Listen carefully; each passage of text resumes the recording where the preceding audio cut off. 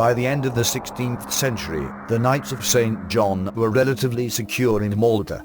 They had repulsed a mighty Ottoman onslaught, rebuilt their battered defences, and then had gone on to construct a new fortified city on the heights of Mount Shebaras, the mighty fortress of Valletta, consolidating their hold on the island and its harbour. These new mighty ramparts were designed to withstand another siege. They could take anything that the Turkish artillery could throw against them. However, they could do little to prevent corsair incursions and enemy landings along the larger part of the island's shores and its coastline. For centuries, the Maltese people had been subjected to the depredations of Turkish and Barbary pirates. To many of the villagers, the sight of sails on the horizon often meant pillage, death, or slavery.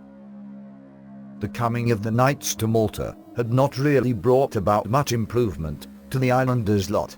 If anything, the transformation of the island into a frontline naval base, perched as it now had become on the very frontier between the Ottoman East and Christian West, only served to attract more unwanted attention.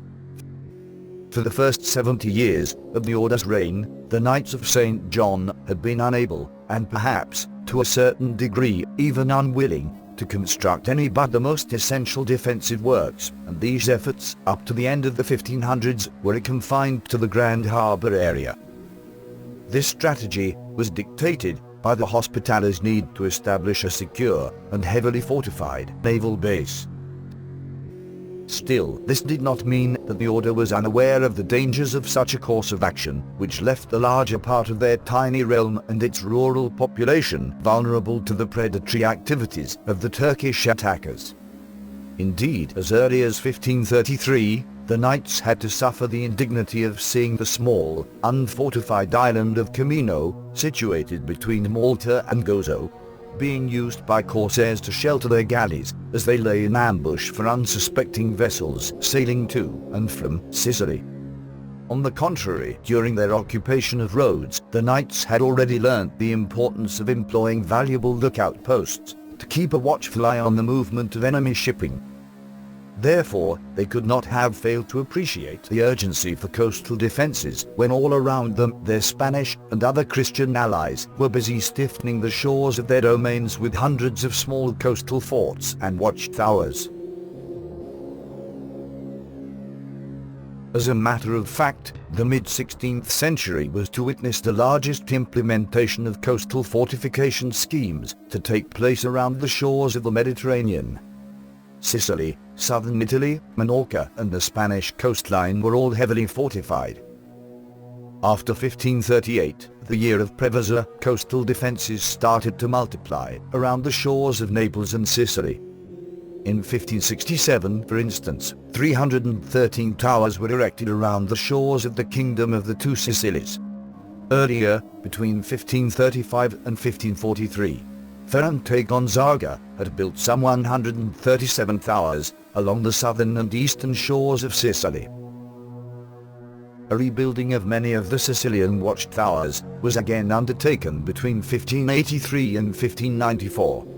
In 1583, the administrators of the Venetian fleet could thus remark that the entire coast of the Apulia, which up until only a few years earlier had possessed very few watchposts, was then so well protected that Turkish galleys were seeking easier prey in the Papal and Venetian territories further up the coast, beyond the Spanish domains.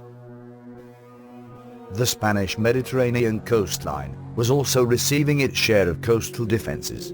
Valencia, for example, had 52 watchtowers built by 1585.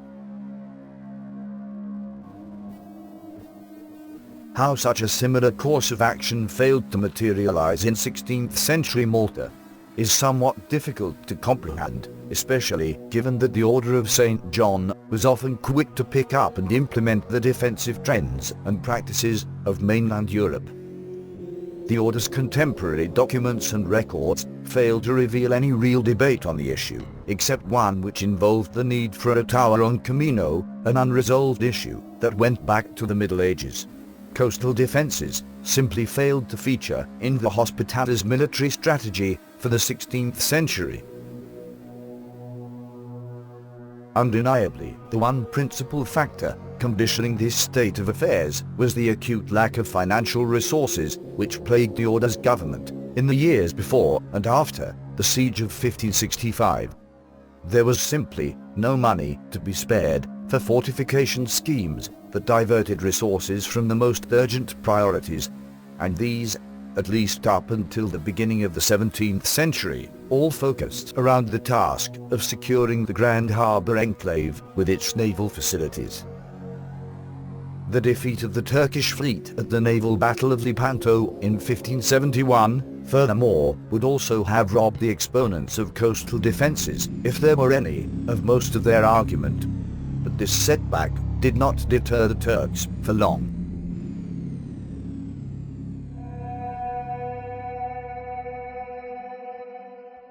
The menace of Ottoman naval raids was once again a reality by the end of the third quarter of the 16th century.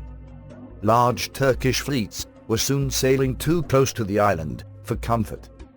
In 1574, for instance, some 300 Turkish vessels sheltered in the Camino Channel for 4 days, with total impunity, before moving on. Again, in 1582, a large Turkish fleet was sighted sailing off the island. And in the following year, 4 galleots from Bizerta raided Gozo, sacking its settlement of Rabat and carrying off 70 of its inhabitants into slavery. In 1598, the corsair Sakala attacked Gozo with 40 galleys and 2,000 men, but was repulsed by the garrison of the island's castle. It is true that the Knights' galleys generally managed to keep most marauding Turkish vessels away from the island's shores, but the Order's small fleet of warships could not always be counted upon to patrol the seas, particularly during the open season, when the galleys were away on their naval missions. The shores of the Maltese Islands, with their many bays and landing places, were simply too porous not to invite corsair incursions. The absence of coastal defences only served to aggravate the situation. There was simply no money for coastal towers and defensible watch posts for the protection of the rural settlements and outlying areas.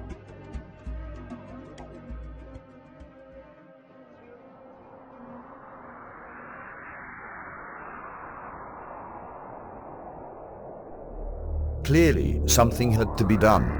And it is here that Grand Master Alof de Wignacourt comes into the picture, by paying for the construction of new coastal defences out of his very own pocket. He breaks the vicious cycle and lays the foundation for a new strategy of coastal defence, a strategy that would continue to evolve throughout the course of the 17th and 18th centuries. Strictly speaking, it is his predecessor, Grand Master Lascaris, who put in motion the string of events that would lead to the building of the first coastal tower. However, Grand Master Lascaris died before the project could be implemented, and it was left up to Alof de Wignacourt to deal with the situation.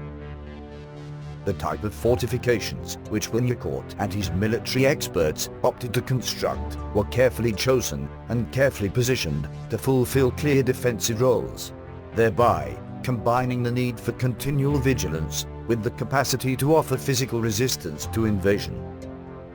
Wignacourt's towers were designed to act as both sentinels and garrisoned outposts, capable of holding their own against attack and commanding the seaward approaches with their heavy firepower. In all, 7 large coastal towers were built during Wignacourt's reign. 5 of these were given a special, distinct shape and form. It is these curious structures that deserve our special scrutiny here, primarily because of the unique defensive solutions that they sought to introduce into the art of military architecture.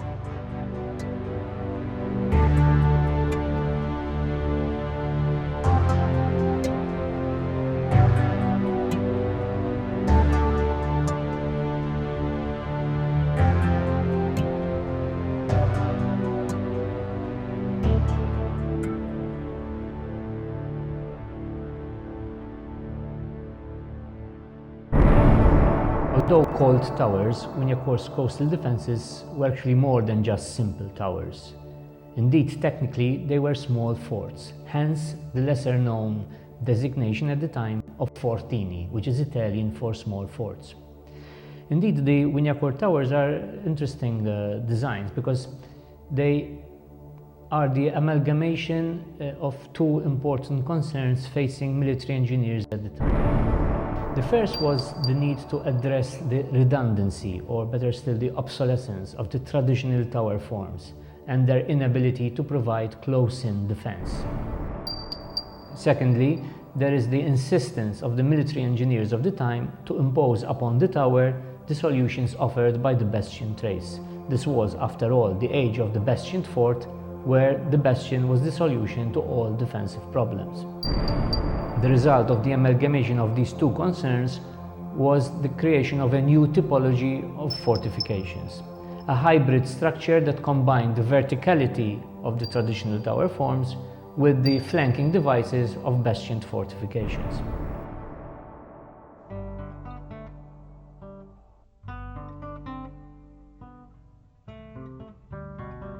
It was the late Professor Quintin Hughes, in his pioneering studies on Maltese fortifications, who was the first scholar to recognize the uniqueness of the Wignacourt tower design, particularly the fact that the corner turrets were actually embryonic bastions, making the towers, in essence, bastioned forts.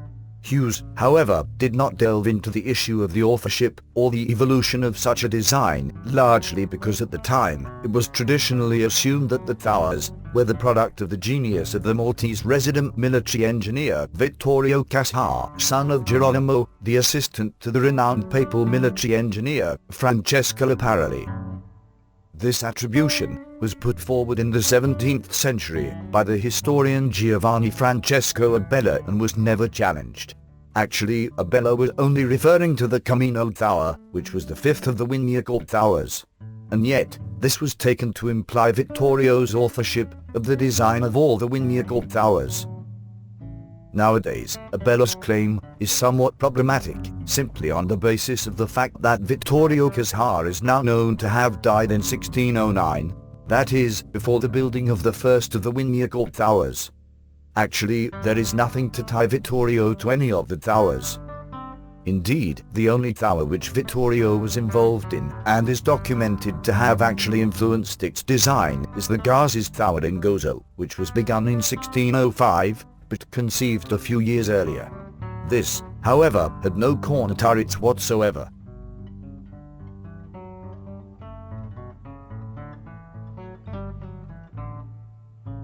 Various hypotheses have been put forward to suggest who could have been behind the design of these unique structures. One theory suggests that the Wignacourt towers were designed by unknown Maltese architects and capimastri. This is based on the fact that in nearly all of the instances when the tower proposals were presented by the Grand Master for the approval of the Order's Council, no mention was made at all of any architect or engineer, as if these, as ordinary local craftsmen, were unworthy of mention. At the time, there were various competent local architects who could have been possible candidates. Foremost amongst these are Andrea Dingley and Pietro Rubino. The fact that no mention is ever made of an architect or engineer, however, may also suggest another possible explanation, namely, that the inspiration for the design of these towers came from abroad. As a matter of fact, the uncanny resemblance of Wignacourt's towers to the towers designed and built by the Antonelli family of military engineers tends to strongly suggest such a foreign influence. Indeed, the turreted tower design, adopted in the first of the Wignacourt towers at St. Paul's Bay in 1609, is already encountered in a fully developed form at the Tower of St. John, built at the mouth of the Ebro estuary in Alfagues, Spain, in 1576. This Spanish tower is attributed to Cristoforo Antonelli. The structure has survived, but largely as a ruin, and is missing most of the upper half, although the bases of the four corner turrets are still identifiable. Fortunately, it was documented by Maggio Rossi in his study on Italian architects who worked outside Italy, published in 1933, which also included a plan of the tower based on a survey drawn up in 1739. The Antonelli were a dynasty of Italian military engineers who worked for the kings of Spain. They also went on to work in the New World and built many coastal forts and towers for the defense of the Spanish settlements there. The turreted tower design, in fact, is also encountered in Cuba. Similar Spanish towers can also be found on the island of Formica off Sicily and in Majorca at the castle of San Carlos.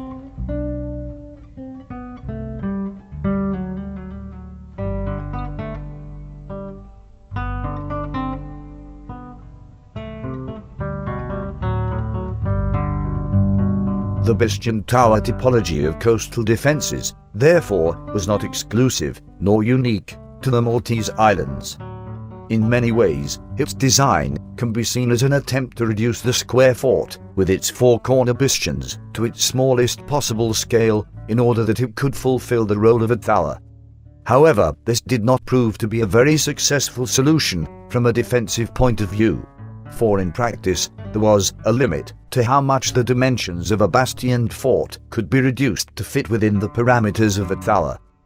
Too small, and the bastions became practically useless turrets, allowing only for a limited degree of flanking fire and incapable of housing even the smallest of cannon required for the tower's own close-in defense. In retrospect, one can safely say that the Bastioned tower was not a very successful experiment, and in fact it does not survive beyond the mid-17th century.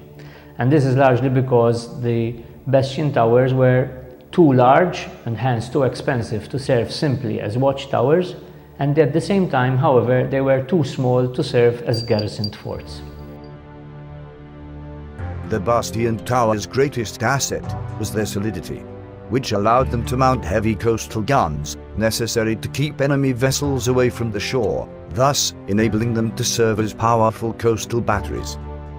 The Bastioned tower design had its few adherents for a limited time, but it disappears from the arsenal of defensive structures by the second half of the 17th century.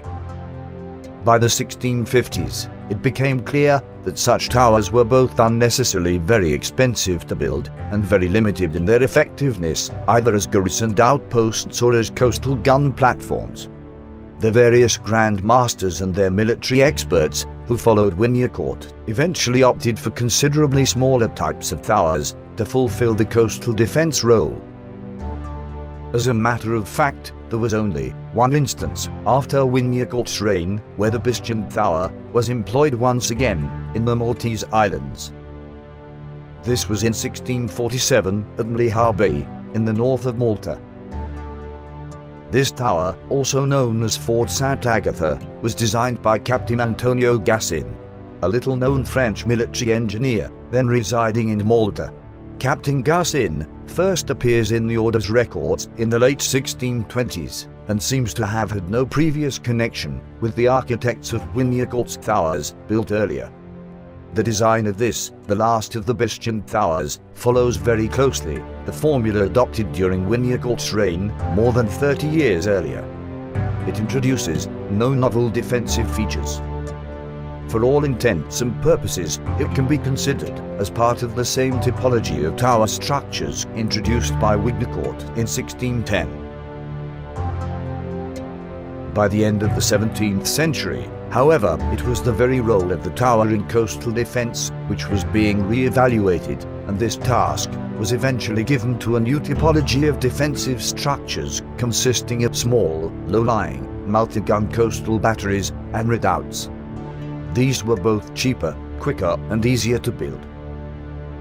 Above all, they were proving to be more effective with their heavy firepower in intercepting enemy vessels approaching the shore.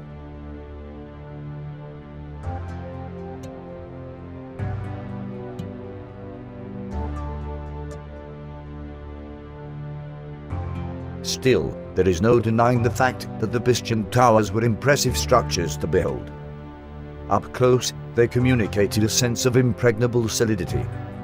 From afar, their distinctive silhouettes instilled a reassuring sense of security.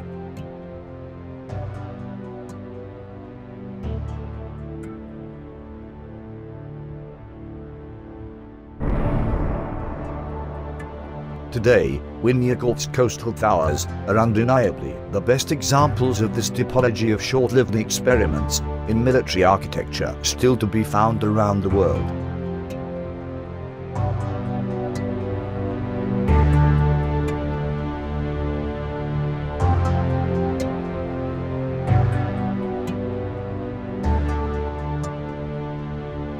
For further reading, please go to militaryarchitecture.com and download issue 3 of ARCS, the International Online Journal of Military Architecture and Fortification, entitled In Defense of the Coast, Part 1, The Bastioned Towers. MilitaryArchitecture.com is a non-profit making and educational initiative aimed at disseminating an appreciation and understanding of the art and science of military architecture and fortress building.